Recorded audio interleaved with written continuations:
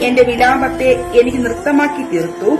എന്റെ രട്ടു നീ അഴിച്ചു, എന്നെ സന്തോഷം ഉടുപ്പിച്ചിരിക്കുന്നു. ദൈവം തന്ന നല്ല വചനത്തിനായി സ്തോത്രം ചെയ്യുന്നു. ഇവിടെ സങ്കീർത്തനക്കാരൻ തന്റെ അനുഭവത്തിൽ നിന്ന് രണ്ട് ആശയങ്ങളാണ് ഇവിടെ പറയുന്നത്. ഒന്ന്, എന്റെ ദുഃഖത്തെ നൃത്തമാക്കിയ ഒരു ദൈവമുണ്ട്. രണ്ട്, രട്ടുമാറ്റി സന്തോഷം തന്ന ഒരു ദൈവമുണ്ട്.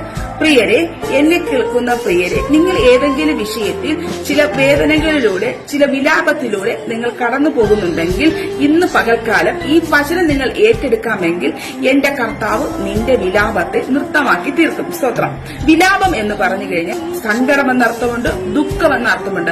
പല അർത്ഥങ്ങൾ വിലാപത്തിനകത്ത് കാണുവാൻ സാധിക്കും. സ്തോത്രം. ഒന്ന് തുറന്ന് പറയാമോ?